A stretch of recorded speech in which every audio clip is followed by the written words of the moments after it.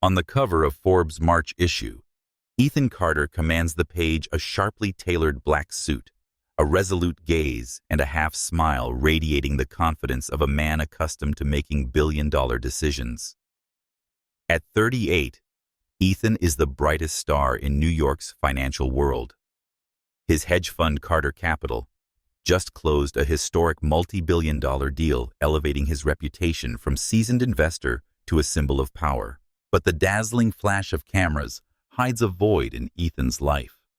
Shareholders, the media, and international investors expect him to prove not just his business acumen, but also the image of a compassionate, stable, trustworthy CEO. A single man with a tumultuous romantic history, often labeled a playboy by tabloids, cannot sit in the seat of power without risk. He needs a family image, a wife to complete the perfect public picture. And that's when Maya Johnson enters the scene. Maya, a marketing expert in her early 30s, African-American, possesses a quiet yet striking beauty. Her glowing brown skin and intelligent, calm eyes stand out. She once worked in Carter Capital's communications department, distinguished not only by her talent, but also by her discretion. Unlike her spotlight-chasing colleagues, Maya shuns attention. She works quietly, efficiently, catching Ethan's eye despite his endless obligations. He sees in her what he needs: stability. At the contract signing celebration at the Waldorf Astoria, amid clinking wine glasses and congratulations, Ethan makes a bold decision, not about stocks or investments, but about his life. He will marry Maya, not for love, but for strategy. Ethan doesn't kneel. There are no roses, no flickering candles. In a boardroom on the 54th floor, after a PR plan presentation, he looks at Maya directly and speaks as if issuing a directive. "You know the company needs a stable image. I believe you're smart enough to understand that if we marry, it benefits us both." Maya freezes. Her heart races not from the thrill of a romantic proposal, but from shock. Yet her feelings for Ethan are real. Over months of working together, she's admired his sharp intellect and sensed a man she longs to understand beneath his cold exterior. She nods silently. For Maya, marriage isn't a power play. She believes her love can melt the ice in his heart. Their wedding takes place at a Hampton seaside estate. Hundreds of guests, Wall Street tycoons, politicians attend. The media dubs it the wedding of the century. White floral arrangements line the aisle. A string quartet plays classical melodies and premium champagne flows endlessly. Maya, in an exquisite lace wedding dress, walks under the admiring gazes of guests. Ethan, in a flawless tuxedo, offers a strained smile, his eyes calculating rather than joyful. In her vows, Maya chokes up, saying, "I do," believing this is the start of a loving journey. For Ethan, it's a meticulously scripted performance. In his mind, this marriage is a PR contract, nothing more. After a honeymoon in the Maldives, where Ethan spends most of his time answering emails instead of watching sunsets with his wife, Maya begins to feel the distance. He's consumed by new deals and late-night meetings. At home, he's silent, engrossed in news, rarely speaking to her. Maya prepares elaborate dinners, hoping he'll linger at the table. But Ethan eats quickly and leaves, leaving her with a hollow ache. While Maya strives to be a loving, supportive wife, Ethan sees her efforts as part of their agreement. He's not malicious, but his cold indifference cuts into her heart like a silent blade. Friends ask Maya, "Are you sure he loves you? Or are you just a tool to him?" She smiles, hiding the tears welling in her eyes. She believes love can bloom from emptiness. If she's patient, Ethan will change. She slips notes into his suit pockets. "I believe you'll have a great day." Or, "Don't forget breakfast." "Ethan?" But he never responds, never says thank you. Contrary to Maya's hopes, Ethan sinks deeper into the world of money and power.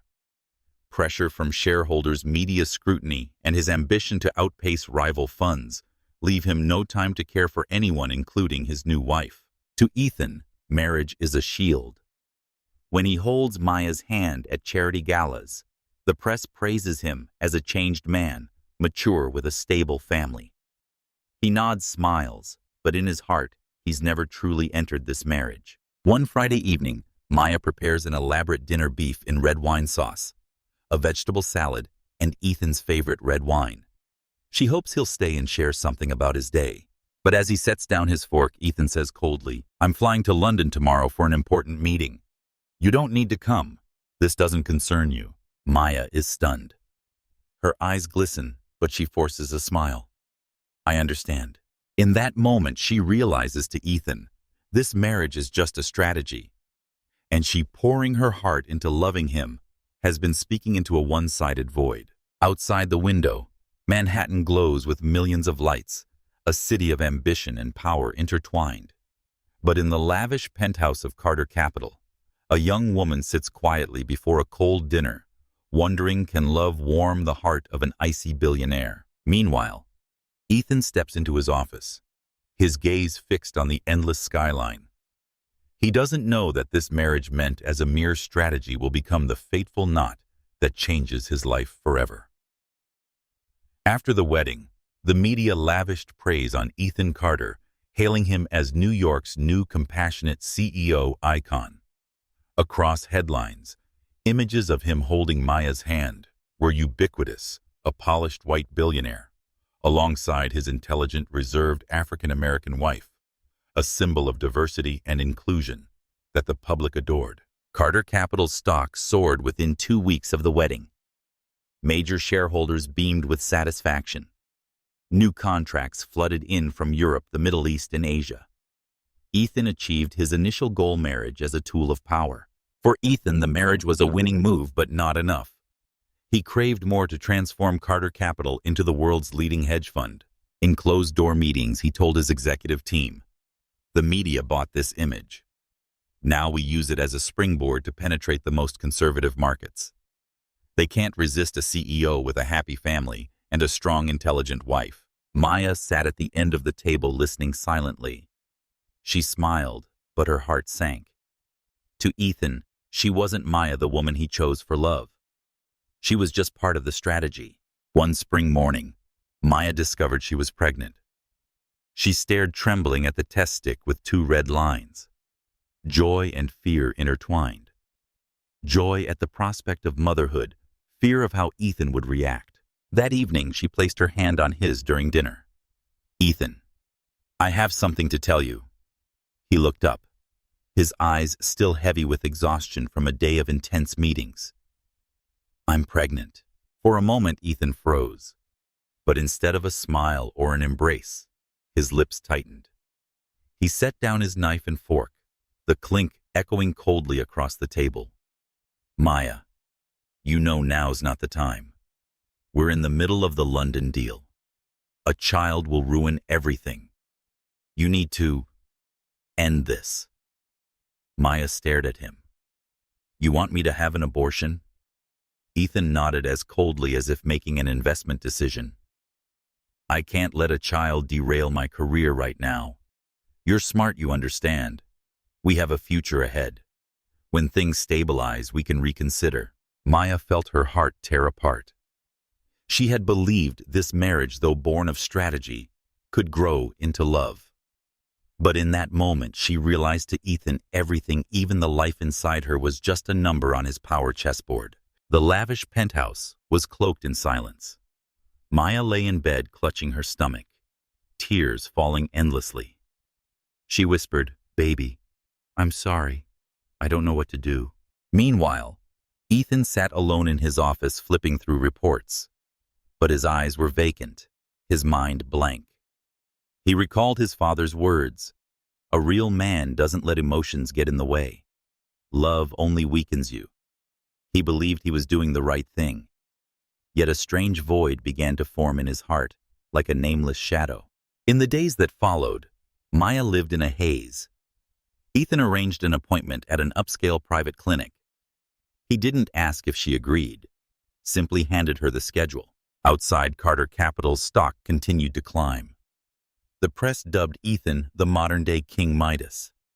Inside, Maya was dying from the sting of betrayal. Friends called to congratulate her on impending motherhood, but Maya could only mumble responses. She couldn't tell the truth, couldn't cry. In the mirror, she saw a weary woman, her once bright eyes dimming. The night before the clinic appointment, Maya sat on the balcony, gazing at Manhattan's lights. She placed a hand on her stomach and whispered, "You're not a mistake. You're the most beautiful thing that's happened to me. No matter what, I'll protect you." Tears streamed down, but her eyes sparked with resolve for the first time. Maya knew she could no longer rely on Ethan. She had to trust herself. The next morning, Ethan drove Maya to the clinic. He was preoccupied barking orders to his assistant about a new deal. To him, this was just a procedure. When the car stopped in front of the sleek glass building, Maya stepped out. She turned to him. "Will you come in with me?" Ethan hesitated, then shook his head. "I have an important call. Just get it done quickly and come back." In that moment, Maya knew the gap between them had become an unbridgeable chasm. The clinic door closed behind Maya.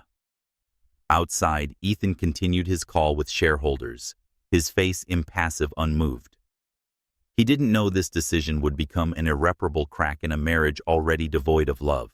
But Maya, amidst her inner storm, had quietly made a different choice, one that would upend everything Ethan thought he controlled. The penthouse was quiet that evening, perched high above Manhattan, with its floor-to-ceiling windows, reflecting the restless glow of the city.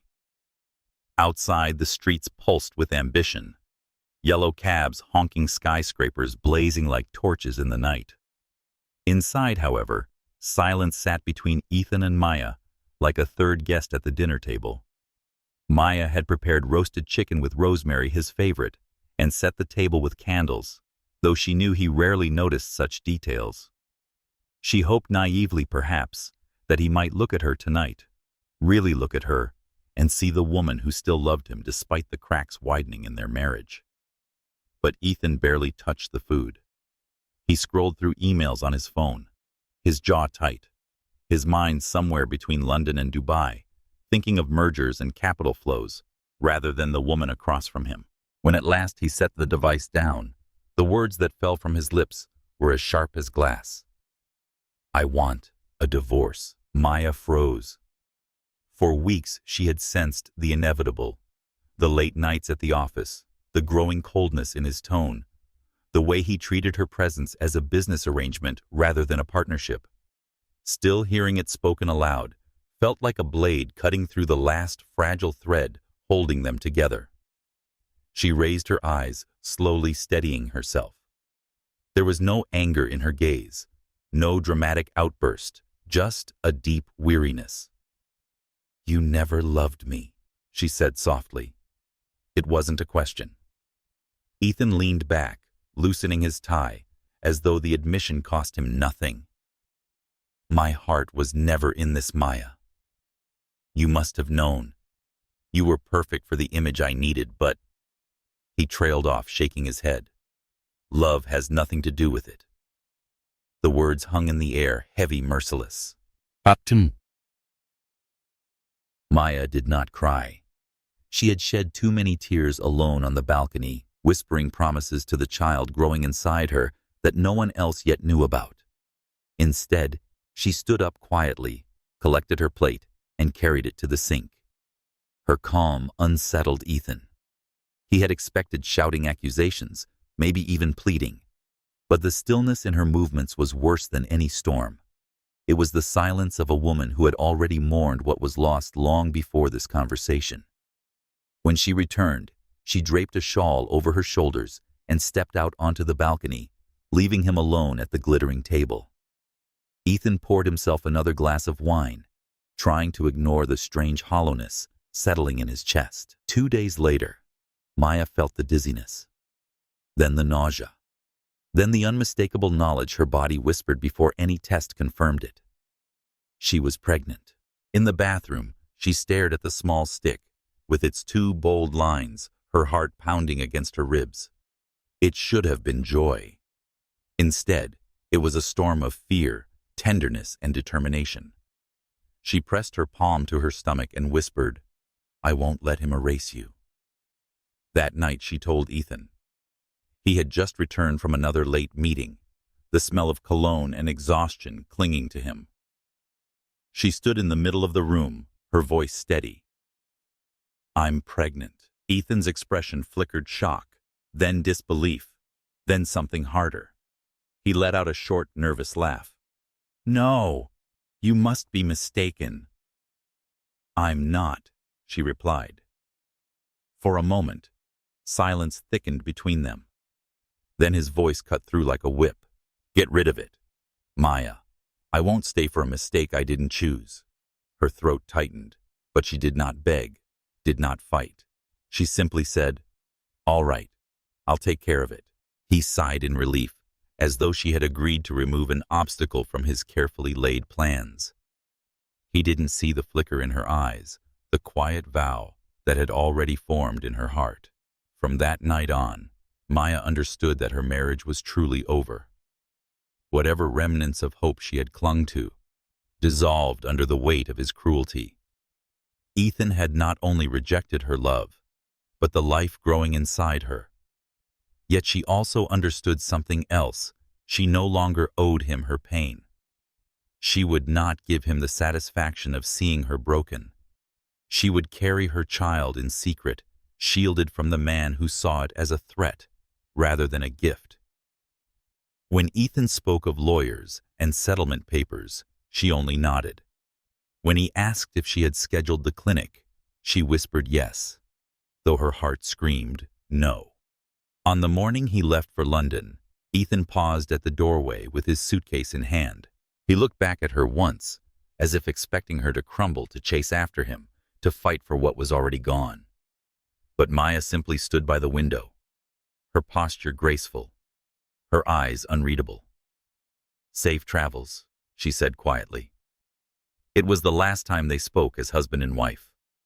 Ethan walked out believing he had secured his freedom. Maya, meanwhile, stood in the penthouse, bathed in the pale light of dawn, her hand resting gently on her stomach.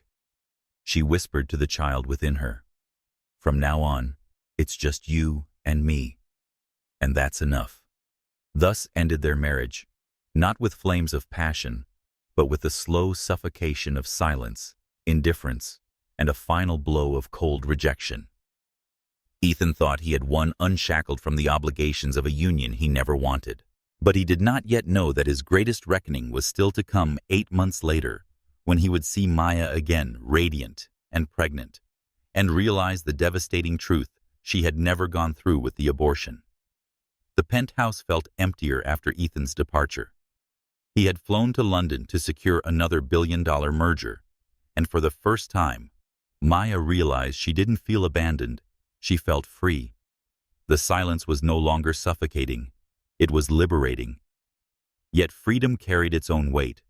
Her hand instinctively drifted to her stomach. The child growing within her was both a secret and a promise. She knew she couldn't stay in New York, not under his shadow, not in the city where every headline praised Ethan Carter as a genius, a savior of Wall Street, a man reborn by his picture-perfect marriage. No one knew the truth that behind the glossy photos, she was invisible, unwanted, erased.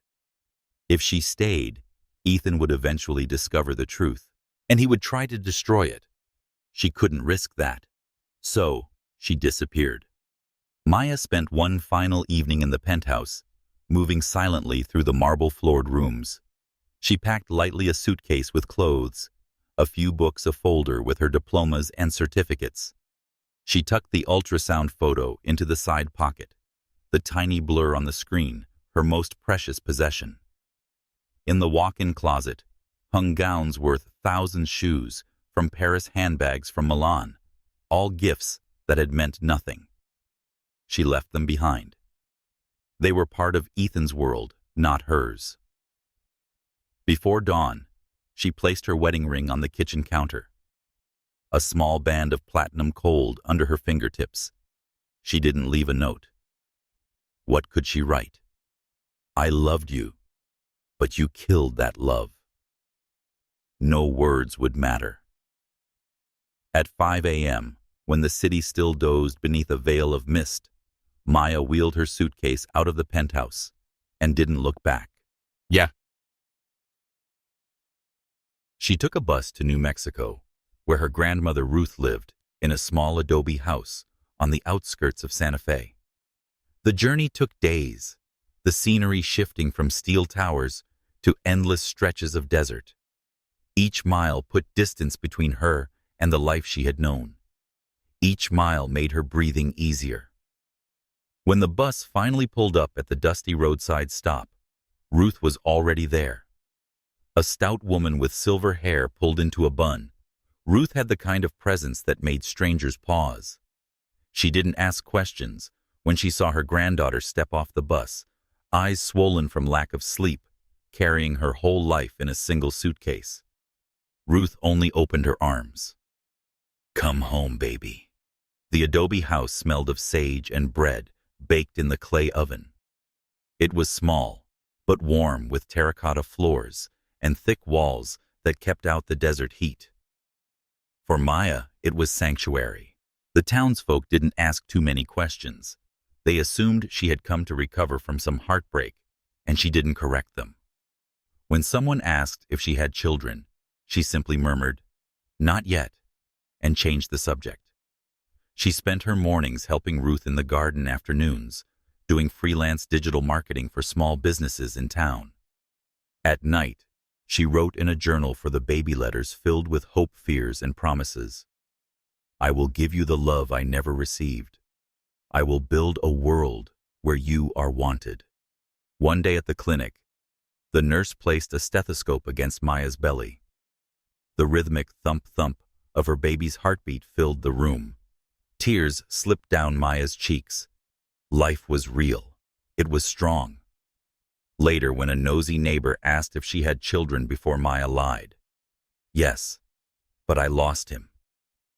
The lie spread quickly, reshaping her identity in the eyes of the village. She became the widow of a child, someone recovering, not someone hiding a new beginning.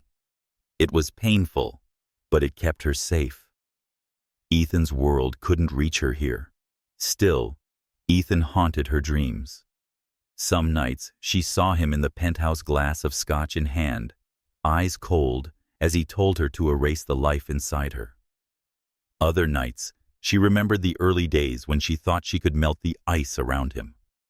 She woke with tears on her pillow, whispering to herself, "He doesn't matter anymore. Only the baby matters." But forgetting him was harder than she admitted. The child carried half of his blood. That truth she could never escape. One evening, as the desert wind whistled through the open windows, Ruth found Maya sitting on the porch, hand resting on her growing belly. "You're carrying more than a child," Ruth said gently. "You're carrying grief, and grief, if you don't let it out, will poison you." Maya swallowed hard. "I don't know how to let it go." Her grandmother's voice was steady, like the earth itself. "By choosing to live, not just to survive. By loving this baby louder than you ever hated that man." Maya looked out at the wide horizon, painted in strokes of crimson and gold by the setting sun. For the first time, she allowed herself to imagine a future without Ethan Carter. A future where she and her child would write their own story. In Manhattan, Ethan Carter was celebrated on magazine covers and toasted at black tie galas. But in the quiet desert of New Mexico, Maya Johnson became invisible to his world. And that was exactly how she wanted it. She had disappeared not out of weakness, but out of strength. For the child within her, she would build a life far away from the cold power games of billionaires. She didn't know that fate had a cruel way of circling back, that one day their paths would cross again. But for now, under the desert stars, Maya finally felt safe. The London deal closed without a hitch. Newspapers hailed it as Carter Capital's crowning jewel, a merger that would secure Ethan Carter's place among the titans of global finance. Cameras flashed, champagne corks popped, and his name trended across financial networks for days. But when the lights dimmed and the crowds dispersed, Ethan returned to his hotel suite overlooking the Thames, and for the first time in his life, he felt nothing. The victory was hollow. He loosened his tie, poured himself a glass of scotch, and sank into the leather armchair by the window. The city glowed beneath him, but it might as well have been darkness. For weeks, a strange heaviness had stalked him, something he couldn't shake no matter how many deals he signed, no matter how many congratulations he received. It was Maya's face, the way she had looked at him during that last dinner, calm and resigned like someone who had already buried her heart. And then the words, "I'm pregnant."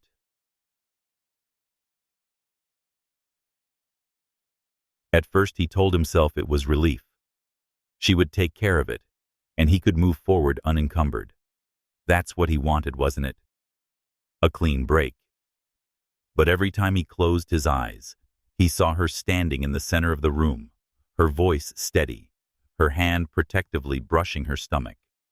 And he heard his own voice, sharp and merciless. Get rid of it. The memory unsettled him. One night after returning to New York, he walked through the penthouse and noticed how empty it felt. The faint scent of lavender still lingered on the pillows, but the rooms echoed with absence. On the kitchen counter, her wedding ring lay where she had left it.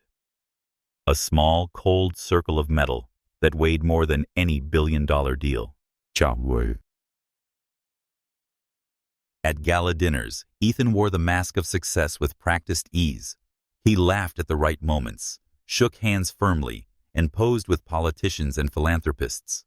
But behind closed doors, the mask slipped. He poured himself too many drinks, sat staring at the skyline for hours, and ignored calls from friends who once clamored for his attention. His assistant noticed first. "Sir, are you all right? You seem distracted." "I'm fine," he snapped, but the edge in his voice betrayed the lie. The truth was that distraction had become his constant companion. At board meetings, his mind drifted. Instead of numbers and charts, he pictured a small child, dark curls, wide eyes, a laugh that echoed in hallways that were never built. He hated himself for it. One evening, sleepless and restless, Ethan wandered into the walk-in closet Maya had once used. As he searched for a tie, his fingers brushed against a small box pushed to the back of a drawer. Curious, he opened it. Inside were folded slips of paper, written in her looping handwriting. Notes she had slipped into his pockets, tucked into his briefcases left beside his coffee. "Don't skip breakfast.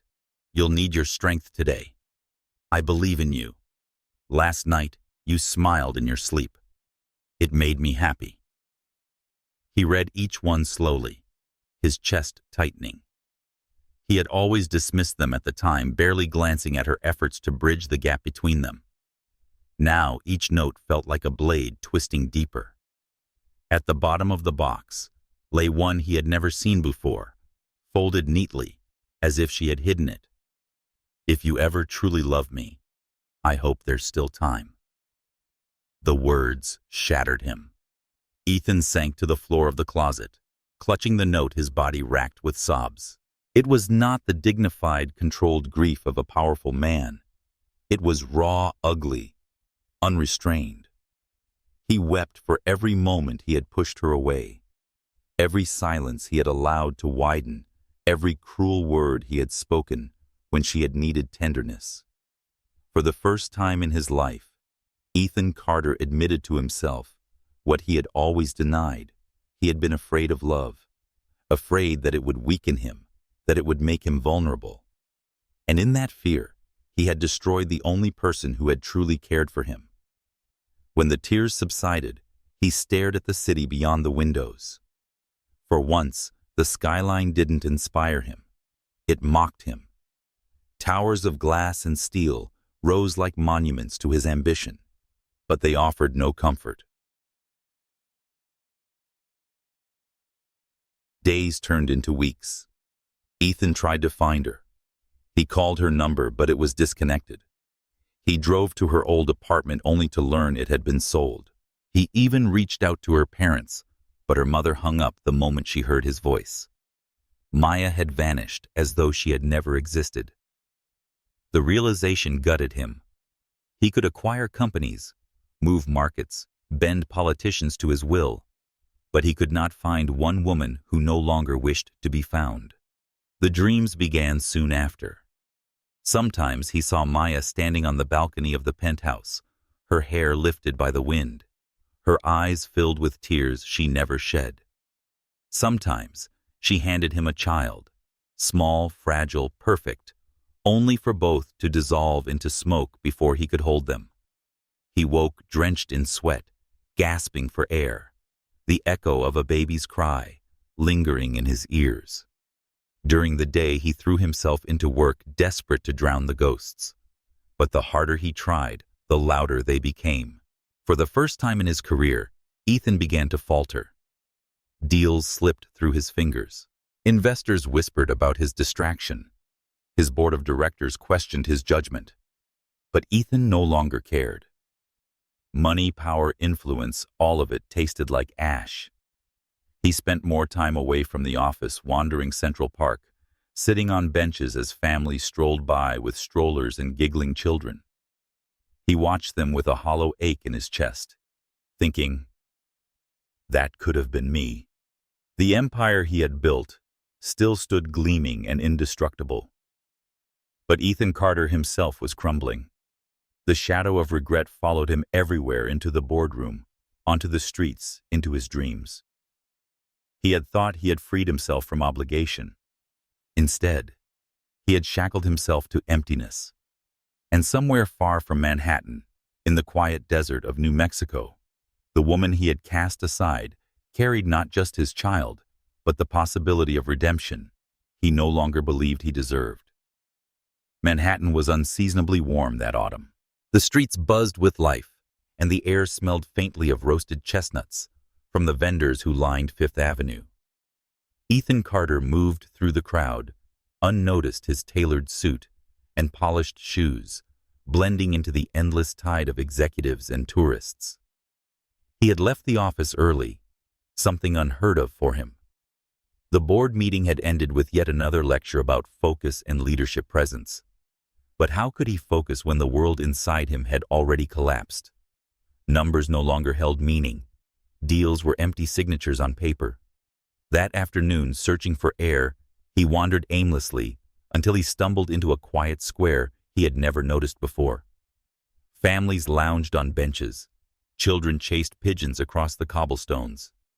For a moment, Ethan envied the simplicity of their lives. And then he saw her. Across the square, walking slowly with a paper bag of groceries in one arm, was Maya. Time fractured. The bustling square, the laughter, the traffic, all of it dissolved into silence. His breath caught in his throat as if he'd been struck. She was real, not a dream, not a ghost. Her skin glowed with the warm sunlight, and her hair was tied back in a simple knot. She wore a modest dress and flat sandals, nothing like the gown she once wore on his arm at glittering galas. But it wasn't her clothes that stole the ground from beneath him. It was the curve of her belly. Round, undeniable, full. She was pregnant. Ethan felt the world tilt, his vision blurring. His chest tightened until he thought he might collapse right there on the cobblestones. She didn't do it. The realization slammed into him with the force of a tidal wave. She had never gone through with the abortion. She had carried his child all along. 1,000 images collided in his mind the night she had told him the cruel words he had spat, the relief he had felt when she agreed to take care of it. And now here she was, carrying the proof that she had lied to protect what he had thrown away. Tears stung his eyes, unexpected and raw. He sat down heavily on the nearest bench, unable to breathe. Maya didn't see him. She crossed the square gracefully, one hand resting protectively on her belly. She paused at the bakery, exchanged a few words with the cashier, smiled faintly, then continued on her way. That smile gutted him. It wasn't the smile of the woman he had left behind, hopeful, yearning, waiting for scraps of affection. This smile was quieter, steadier the smile of someone who had rebuilt herself from ashes. Ethan wanted to run to her, to fall at her feet, and beg forgiveness, to touch her stomach, and whisper apologies to the child he had rejected. But his legs refused to move. He was paralyzed by the weight of his own shame. So he watched, a spectator in a life that should have been his. She disappeared into the crowd. Ethan buried his face in his hands. Hot tears spilled onto his palms, his body trembling like a man broken open. "She lied to me," he whispered. But there was no anger in his voice, only awe. She lied. To protect him. To protect me from myself. It was unbearable. For months, he had convinced himself he was free, that the past was behind him. But here was the truth. Walking across a sunlit square, with groceries in hand, Maya had chosen life, while he had chosen cowardice. And now, it wasn't just regret that consumed him. It was hope. A dangerous, fragile hope. That night, Ethan didn't return to the office. He wandered the streets until dusk bled into midnight, then midnight into dawn. He replayed the image of her over and over, the soft curve of her belly, the calm resilience in her eyes, the faint smile that told him she no longer lived in his shadow. He imagined the child. Was it a boy? A girl? Would they have Maya's warm eyes or his sharp jawline? He pictured holding them, hearing their laughter echo through halls that had only ever known silence. And with every image came the same plea whispering in his chest. "I'm sorry. Let me try again. Let me be different." But how could he ask forgiveness when he had been the one to demand destruction? By dawn, as the first light painted Manhattan in shades of gold, Ethan knew what he had to do. He could no longer sit on the sidelines watching his mistakes parade before him. He had to face her not as a billionaire CEO with perfect press releases, but as a man stripped bare of excuses. He would find her. He would tell her everything, even if she slammed the door in his face, even if she never forgave him.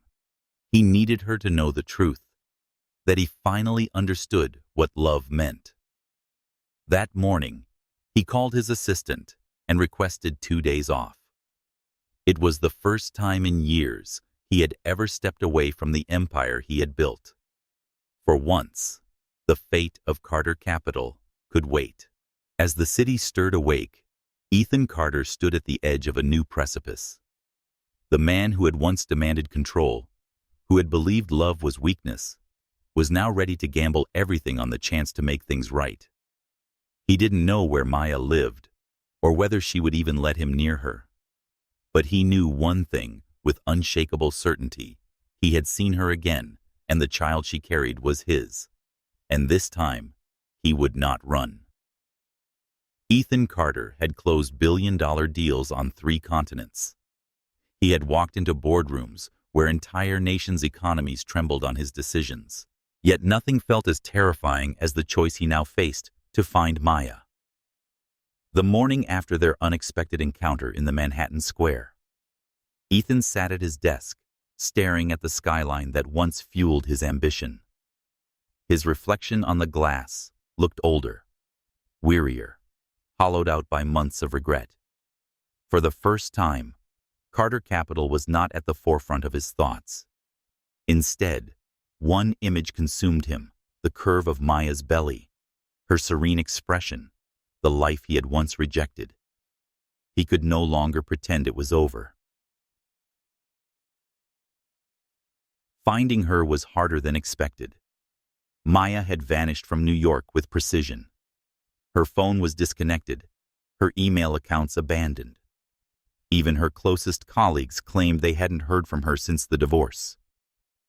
Ethan hired private investigators, men who had tracked down embezzlers and hidden assets for him in the past. Within a week, one of them brought him a thin folder.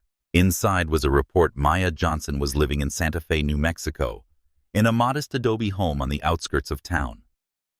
She wasn't alone. She stayed with an older woman named Ruth, her maternal grandmother. Ethan traced his fingers over the address, his chest tightening. New Mexico, a world away from Wall Street's glittering towers, a world she had chosen over him. He booked a flight that afternoon. The air was different in New Mexico, dry, fragrant with sage, carrying a silence that pressed against him more heavily than any skyscraper ever had. Ethan rented a car and drove for hours through stretches of desert painted in shades of ochre and gold. At last he pulled up to the address. The adobe house was small, its terracotta walls weathered by sun and wind. Wildflowers grew stubbornly in the yard. Wind chimes clinked softly on the porch. He killed the engine, his heart hammering. For a long time, he sat gripping the steering wheel, unsure if he had the right to cross the threshold. What could he say? I was wrong. I was cruel. Please let me near the child I once demanded you destroy. Still, he stepped out. The front door opened before he reached it. A woman stood there, short, silver-haired, with eyes sharp enough to cut through him. Ruth, you must be Ethan, she said, her voice flat, unreadable. He swallowed hard. Yes, I came to see Maya. Her gaze swept over him, weighing, measuring. For a long moment she said nothing. Then she stepped aside, just enough to let him through. Come in. But understand this. She doesn't need promises. She needs presence. If you're here to make speeches, turn around now. The words struck him like a verdict. He nodded, humbled, and followed her inside. The house smelled of earth and fresh tortillas.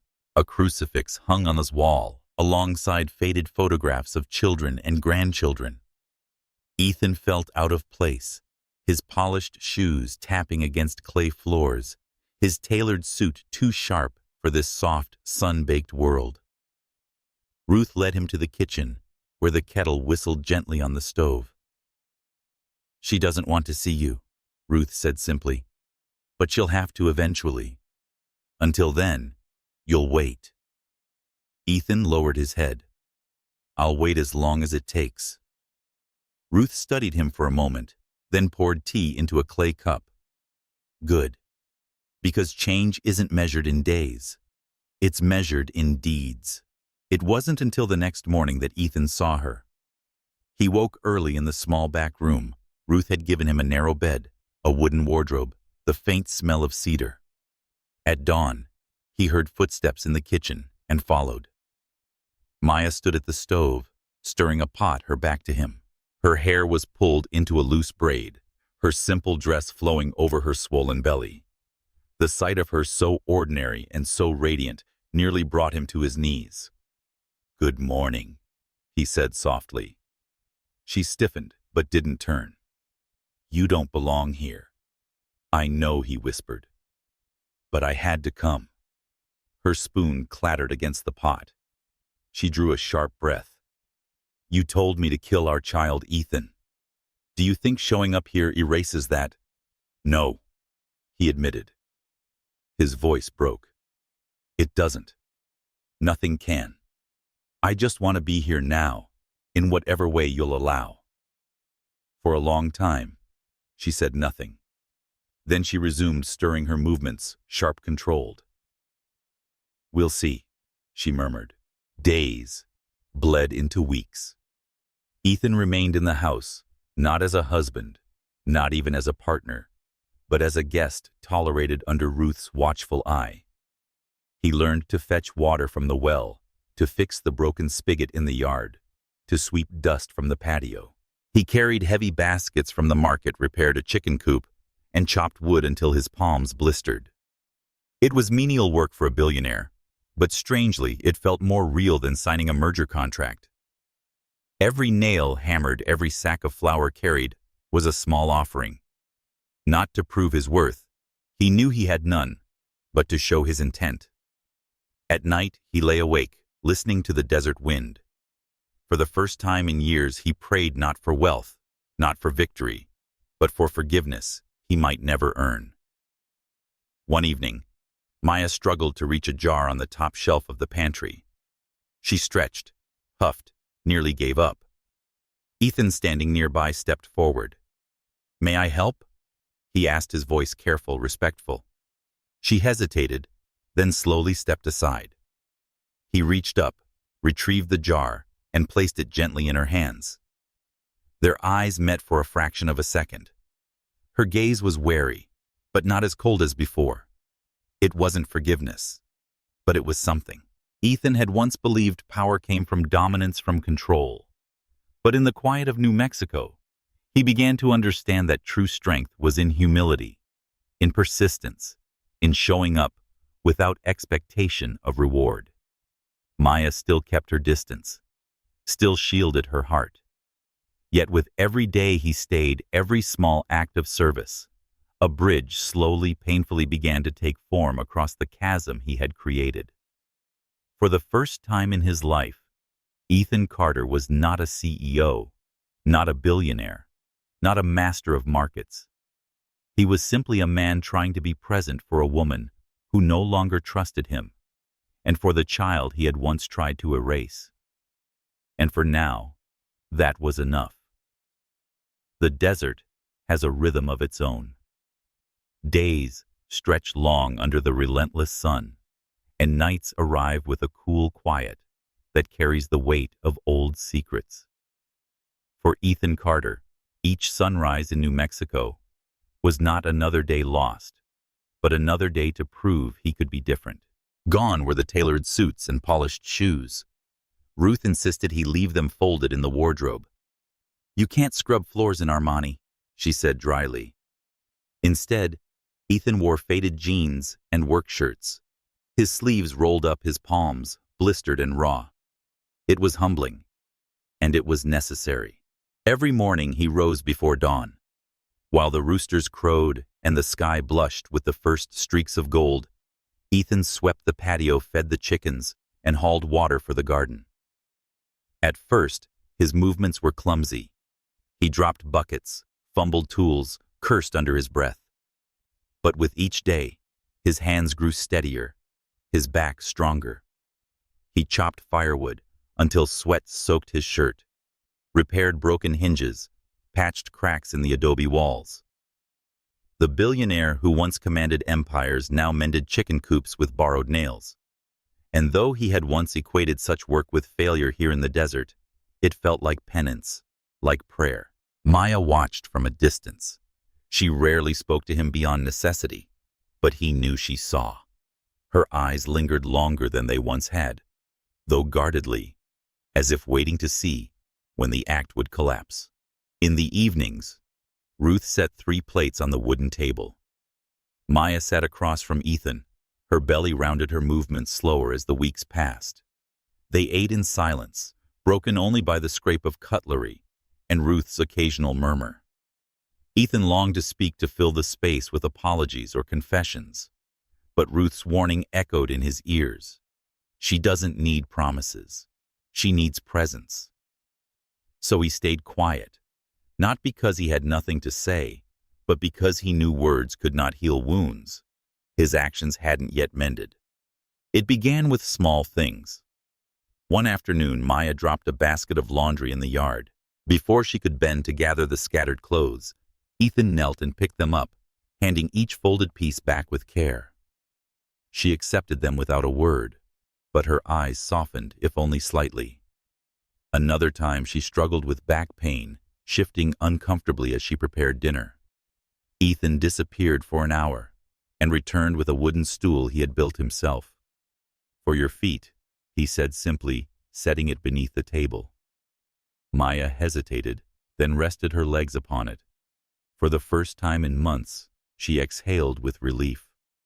That night she didn't thank him, but she didn't move the stool away either. Change came unexpectedly, like rain after drought. One scorching afternoon, Ethan wrestled with the outdoor faucet, cursing, as water sprayed everywhere, soaking his shirt and turning the ground to mud. Ruth chuckled from the porch. But it was Maya's laughter, short, surprised, real, that froze him. He turned dripping wet, stunned by the sound. She covered her mouth quickly, as though ashamed of the slip, but the smile had already escaped. It was the first time she had laughed in his presence since New York. Something fragile shifted in the air between them. That evening, as the desert sky melted into shades of crimson and violet, Maya sat on the porch, rubbing her swollen belly. Ethan approached cautiously, a cup of cinnamon tea in hand. "Ruth said this helps," he murmured, offering it. She accepted it without looking at him. For a long while they sat in silence, listening to cicadas hum. Finally, Maya spoke. "Why are you really here, Ethan?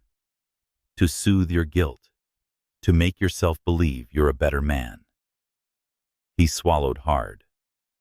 "I'm here because I was a coward, because I thought love was weakness, and I destroyed everything that mattered. I can't undo it, Maya, but I can stay, if you'll let me." Her eyes glistened in the fading light, but her voice was steady. "Staying won't erase the night you told me to kill our child." "I know," he whispered, "and I will spend the rest of my life carrying that, but I want to carry it beside you, if you'll allow me even that much." She turned away, blinking back tears. "We'll see." Ruth observed everything. She saw how Ethan's hands blistered but kept working, how he rose at dawn without complaint, how he looked at Maya, not with the hunger of possession, but with the reverence of someone who knew what it meant to lose. One evening, as Ethan cleaned the tools, Ruth joined him. "You've built towers of glass and steel," she said, her voice firm. "But families aren't built that way. They're built with patience, with cracks, with repairs. If you want her trust, you'll have to earn it grain by grain." Ethan bowed his head. "I will." Weeks turned into months. Slowly, the silence at dinner softened into small exchanges. "Pass the salt." "Is the baby moving?" "Yes." Tiny words, but monumental steps. One night, as Ethan set the table, Maya brushed past him. Her hand accidentally grazed his. She didn't pull away immediately. That fleeting touch burned into his memory like a promise. For the first time, he dared to believe that redemption was possible. In New York, the world whispered about Ethan Carter's absence, speculating about his retreat from power. But in the quiet desert of New Mexico, Ethan lived a different story. Here, he was not a billionaire or a CEO. He was a man rebuilding trust, one small act at a time. He was a man learning to love not with words or grand gestures, but with presence, humility, and patience. And though Maya's heart remained guarded, a bridge was being built stone by stone, day by day, towards something neither of them had dared to imagine: a family not born of strategy or obligation, but of grace. The desert night was deep and still, broken only by the chirp of crickets and the whisper of the wind weaving through mesquite trees. Ethan lay awake in the small back room Ruth had given him, listening for sounds in the house beyond his door. He had developed the habit of half-sleep, always alert for Maya's voice, her footsteps, any sign that she might need something. That night it came, a low cry, strained and urgent. He was on his feet before he realized it, heart pounding, as he stumbled into the hallway. There, hunched against the wall, clutching her belly, was Maya. Her face was pale, drenched in sweat, her breaths ragged and uneven. "It's time," she gasped. "Maya," Ethan said, rushing to her side. He reached for her, but she shook her head. "Don't panic," she snapped, though her own voice quivered. "Get the bag. The hospital now." He didn't argue. He grabbed the canvas bag Ruth had kept ready for weeks, filled with baby clothes and essentials, then returned to lift Maya carefully. She resisted for a moment, pride flaring even in her pain, but another contraction stole her strength. Ethan carried her out to the car, Ruth already following with calm efficiency. The older woman pressed a hand against his arm, her eyes steady. "Drive, Ethan." and don't you dare falter." The road stretched dark and endless beneath the headlights. Ethan's hands clenched the steering wheel, knuckles white, every nerve in his body wired. "Breathe with me," he told her, his voice shaking but determined. "In through your nose, out through your mouth." Maya groaned, clutching the seatbelt. "I know how to breathe," she hissed between contractions. But even in her pain, she followed his rhythm. Their breaths fell into sync, the only anchor against the chaos. The hospital lights appeared at last, glowing against the horizon like a beacon. Ethan pulled up to the emergency entrance, leapt out, and shouted for help. Nurses came running, wheeling Maya inside as she gritted her teeth through another wave of pain. "Are you the father?" a nurse demanded. The question hit him like a strike to the chest. "Father." "Yes," Ethan said without hesitation. His voice cracked, but the conviction was clear. "Yes, I am." They led him into the delivery room, where Maya lay beneath harsh fluorescent lights, her face twisted in agony. Ruth remained outside whispering prayers. Ethan took Maya's hand. She tried to pull away, but he held firm. "I'm here," he murmured. "I won't leave you." She squeezed his hand so hard he thought his bones might break, but he welcomed the pain. It was nothing compared to what she endured. The labor dragged on through the night. Hours blurred into each other, marked only by Maya's cries, the nurse's calm instructions, the steady beep of machines. Ethan wiped her brow with a damp cloth, whispered encouragements he never thought he'd be capable of saying. "You're the strongest person I've ever known. You can do this. I believe in you. I'm here, Maya. Always." For the first time, she didn't argue, didn't push him away. She clung to his hand, as though it were the only tether keeping her grounded. And in those hours, Ethan realized that love was not grand speeches or perfect images. It was staying when the other person was at their weakest. It was giving your strength when they had none left.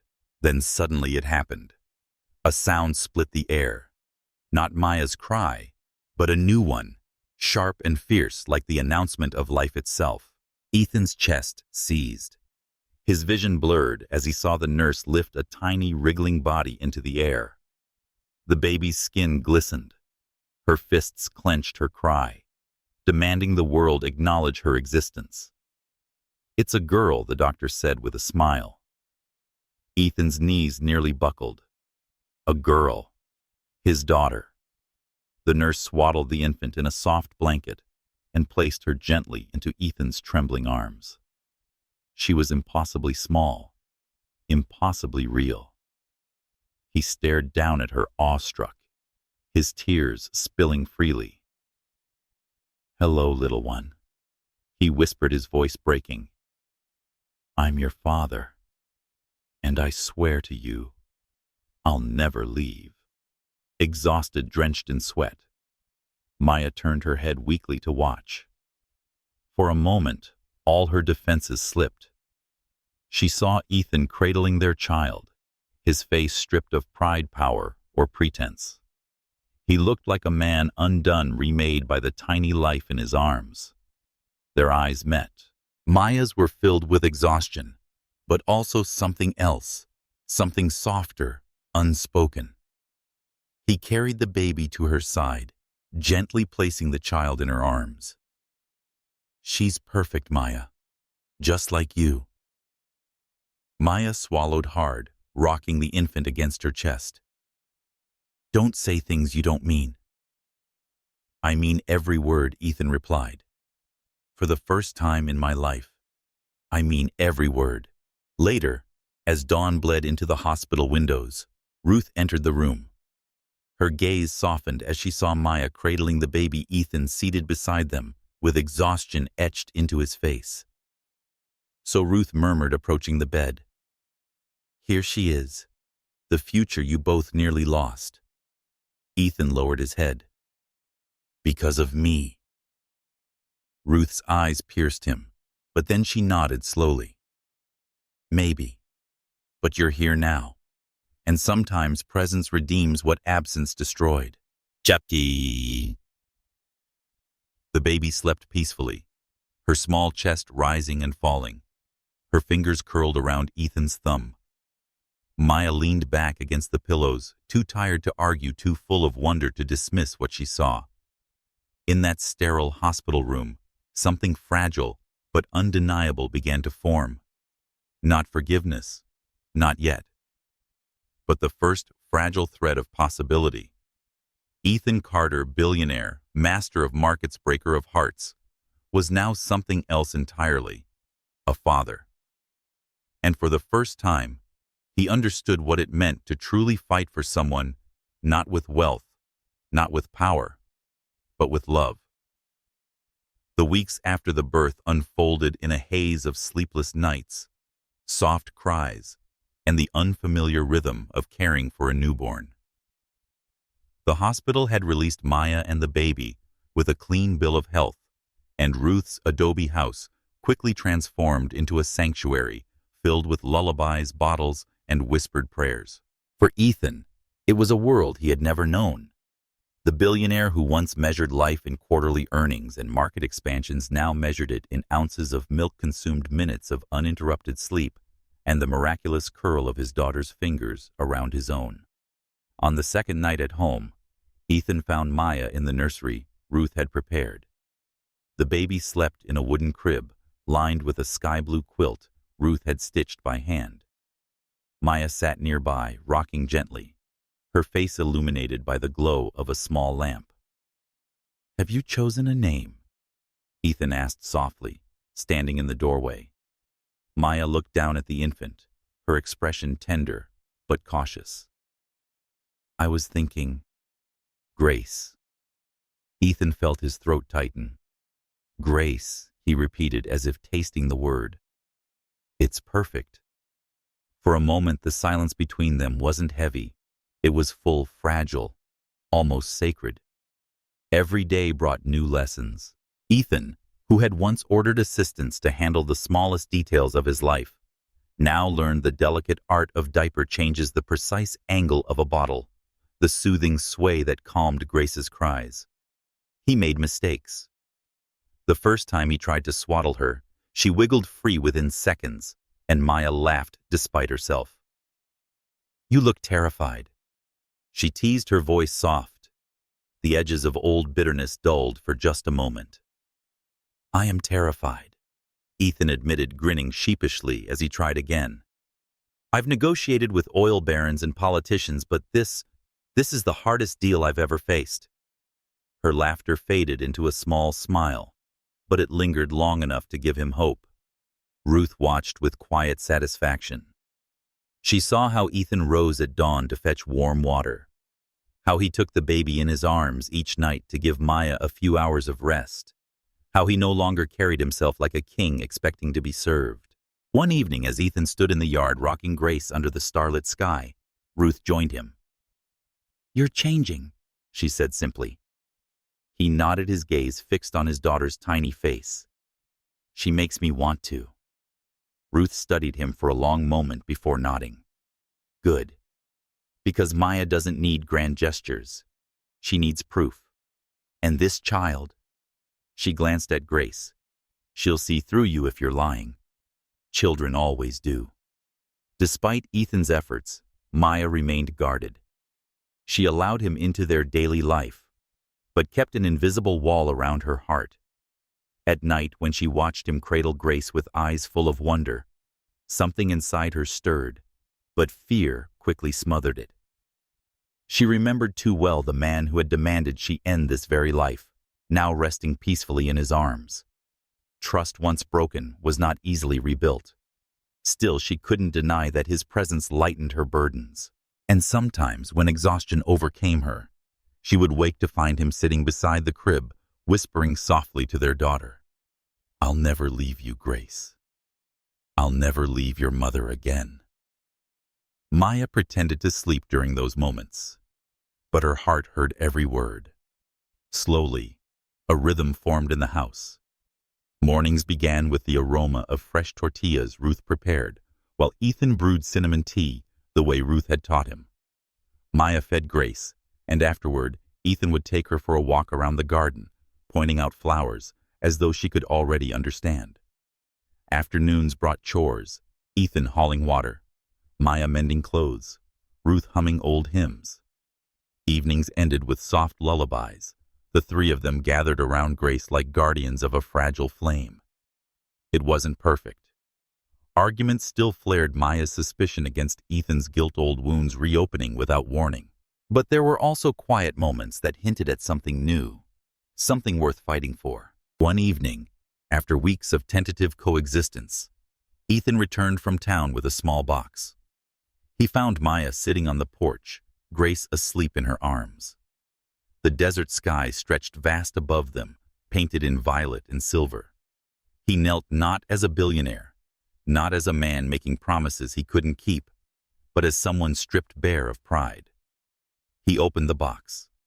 Inside was a simple silver band. No diamonds, no extravagance. "Maya," he said, his voice trembling, "I don't deserve forgiveness. I know that. But I love you. Not for the image, not for the strategy, not for what the world sees. I love you because you are the only person who ever taught me what love means. Will you marry me again? This time for love, only for love." Maya's breath caught. She looked at the ring, then at his eyes filled not with arrogance, but with humility. Her gaze fell to Grace sleeping peacefully, then back to Ethan. "I can't forget the past," she whispered.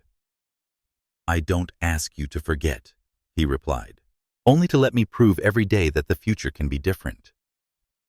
Tears welled in her eyes. After a long silence, she whispered, "Yes, but if you falter, if you ever betray this again, there will be no second chance." "There won't need to be," he said, his voice steady. Under the desert moonlight, Ruth watched from the shadows of the doorway, her lips curved in a quiet smile. She had lived long enough to know that love was never perfect, never painless. But she also knew that sometimes redemption was real. In that small adobe house, far from the skyscrapers of Manhattan, a new kind of family was born, not from wealth or image, but from brokenness, mended slowly, tenderly, with presence and persistence. For Ethan, Maya, and Grace, the future remained uncertain, but as they sat together on the porch, the baby nestled safely between them. There was one undeniable truth. Love, fragile and flawed, had survived. And this time it was enough.